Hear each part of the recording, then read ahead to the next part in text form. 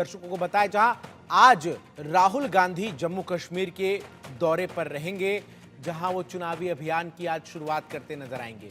आज राहुल गांधी जम्मू कश्मीर में चुनावी रैली को संबोधित करेंगे। राहुल गांधी जम्मू कश्मीर में आज 2 चुनावी जनसभा अनंतनाग और संगलदान में चुनावी जनसभा को संबोधित करेंगे। नेशनल कॉन्फ्रेंस के साथ गठबंधन के बाद ये पहली बार है जो राहुल गांधी जम्मू कश्मीर पहुंच रहे हैं और आज वो एक बार फिर जम्मू कश्मीर में जब मौजूद होंगे तो वो चुनावी जनसभा को संबोधित करेंगे। चुनाव प्रचार की शुरुआत करते हुए आज राहुल गांधी नजर आएंगे। जम्मू कश्मीर में विधानसभा चुनाव का पहला चरण 18 सितंबर को है, जहां मतदान होना है और ऐसे में आपको बता दें कि राहुल गांधी आज चुनावी जनसभा को संबोधित करेंगे, जहां साफ तौर पर उनकी प्राथमिकता इस बात को लेकर होगी कि किसी भी तरीके से राज्य की सत्ता में जो सरकार है कांग्रेस और नेशनल कॉन्फ्रेंस गठबंधन की बने, और इसको लेकर ही आज वो तमाम जो उम्मीदवार हैं उनके पक्ष में चुनाव प्रचार करते हुए नजर आएंगे। अनंतनाग में भी राहुल गांधी जनसभा को संबोधित करेंगे और इसके बाद वो जम्मू भी एक रैली को संबोधित करते हुए नजर आएंगे। और राहुल गांधी की इस रैली को लेकर जम्मू कश्मीर में जो कांग्रेस इकाई है वो काफ़ी उत्साहित नजर आ रहा है और वो कहीं ना कहीं इस बात को लेकर उम्मीद जता रहा है कि किस तरीके से जल्द राहुल गांधी जब पहुंचे तो वो अपने भाषणों से जो जम्मू कश्मीर के आम लोग हैं उनको प्रभावित करें, ताकि जो चुनाव जिस दिन वोट पड़ने हैं उस दिन लोग जो हैं वो कांग्रेस के साथ खड़े नजर आए। अजय जांडेल हमारे सहयोगी अधिक अपडेट्स के साथ सीधा जम्मू से जुड़ रहे हैं। अजय, क्या कुछ पूरा कार्यक्रम रहने वाला है राहुल गांधी का, जरा विस्तार से बताइए।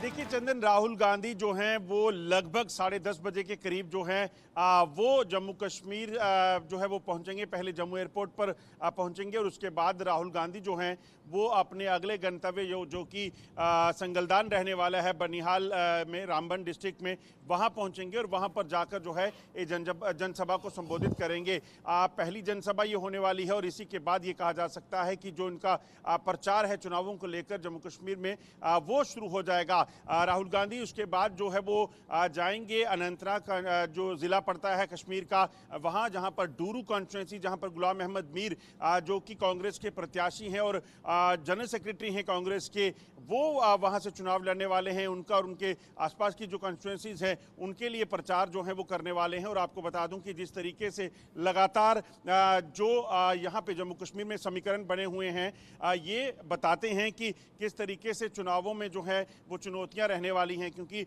बीजेपी जिस तरीके से केंद्र में है और पिछले 10 सालों में जम्मू कश्मीर में जो बदलाव हुए हैं उसे लेकर चुनाव मैदान में है। वहीं कांग्रेस जो है वो नेशनल कॉन्फ्रेंस के साथ जुड़ी है, जो जिसने ये नारा दिया है कि जम्मू कश्मीर में दफा 370 को वापस लाएंगे। जम्मू कश्मीर में जो कई और मैनिफेस्टो में उन्होंने ऐसी चीजें दी हैं जिसको लेकर लगातार गृह मंत्री अमित शाह और पूरा भारतीय जनता पार्टी जो है वो कांग्रेस पर जो है वो हमलावर है। तो देखना होगा कि आज जब राहुल गांधी वहां पहुंचेंगे वो कितना बूस्ट कर पाते हैं कांग्रेस के कार्यकर्ताओं को, नेताओं को जम्मू कश्मीर चुनावों के लिए।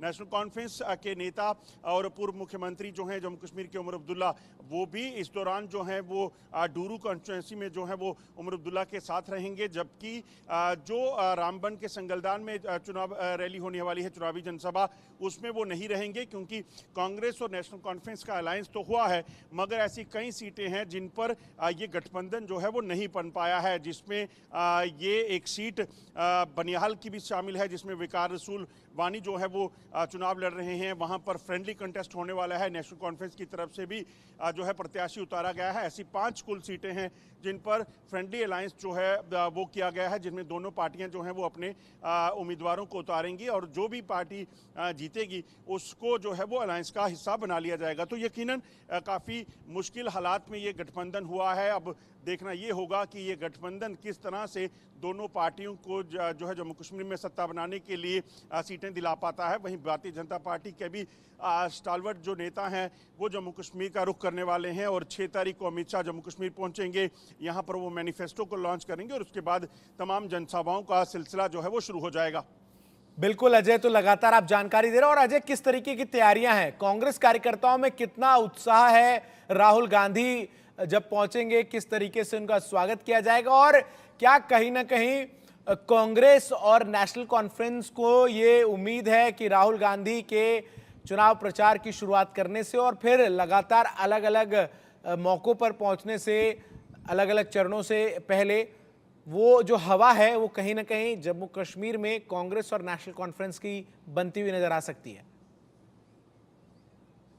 देखिए, जिस तरीके से लगातार पिछले कई सालों से कांग्रेस सत्ता से बाहर है और 10 सालों के बाद चुनाव हो रहे हैं, 370 टूटने के बाद ये पहले चुनाव हैं, ऐसे में कहीं ना कहीं कांग्रेस की अगर बात की जाए, नेशनल कॉन्फ्रेंस की बात की जाए, तो उनकी तरफ से हर वो मुमकिन कोशिश की जाएगी कि जम्मू कश्मीर में वो सत्ता काबिज कर सके। हालांकि नेशनल कॉन्फ्रेंस के जो लोग हैं, जो जिस तरीके से उन्होंने हवा बनाई हुई है, उनकी तरफ से पूर्ण प्रयास है और ये बताने का प्रयास किया जा रहा है कि इस बार नेशनल कॉन्फ्रेंस सत्ता में लौटेगी, क्योंकि ज्यादातर जो सीटें हैं, अगर आप देखें 47 और 43 का समीकरण जम्मू कश्मीर में है।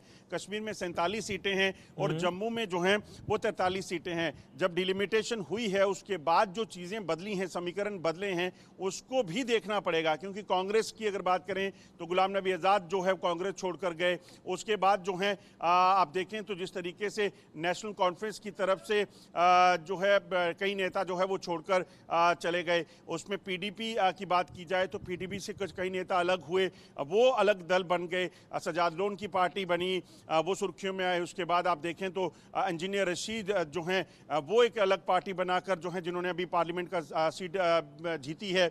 इसी तरीके से अगर आप देखें गुलाम नबी आजाद के साथ जो कांग्रेस के नेता गए, उन्होंने एक अलग गठबंधन बनाया। अल्ताफ बुखारी ने एक अलग जो है पार्टी तैयार की। तो ये तमाम चीजें जो हुई हैं वो इस बार जम्मू कश्मीर की राजनीति के समीकरण पूरी तरीके से बदल देगी। नेशनल कॉन्फ्रेंस को लग रहा है कि वो कश्मीर में 47 सीटों में मैक्सिमम सीटें जीतने की कोशिश करेंगे, मगर उन्हें ये भी देखना है कि एक तरफ पीडीपी है जिसने पिछली बार बीजेपी के साथ मिलकर सरकार बनाई थी, उसके साथ साथ उन्हें अल्ताफ बुखारी जो कि पीडीपी से अलग होकर उन्होंने अलग पार्टी बनाई, वो है।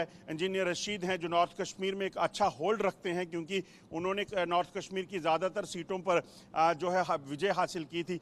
तो तमाम समीकरण जो है वो बदल जाएंगे। नेशनल कॉन्फ्रेंस कितनी सीटें हासिल कर पाती है सरकार बनाने के लिए, ये देखने वाली बात होगी। दूसरी तरफ जम्मू की अगर बात करें तो जम्मू में बीजेपी ने पिछली बार 25 सीटें जीती थी और बीजेपी भी पूर्ण प्रयास कर रही है कि जो उन्होंने जम्मू कश्मीर के लिए किया है, जो बदलाव लाए हैं, उसके नाम पर जो है वो सीटें हासिल कर सके। और वहीं दूसरी तरफ उनका हमला जो है वो अलायंस पर भी है, जो नेशनल कॉन्फ्रेंस और कांग्रेस का अलायंस है। उनका कहना है कि नेशनल कॉन्फ्रेंस ने अपने मैनिफेस्टो में जो चीज़ें कही है उसको पूर्ण सपोर्ट जो है वो कांग्रेस देने की प्रयास कर रही है, जिसमें आतंकियों की रिहाई है, जेलों में बंद कैदियों की रिहाई की बात की जा रही है, पत्थरबाजों को जो है वो नेशनल कॉन्फ्रेंस। ठीक है अजय, बहुत बहुत शुक्रिया आपका हमारे साथ जुड़कर तमाम अपडेट्स जो है वो दर्शकों तक पहुंचाने के लिए। तो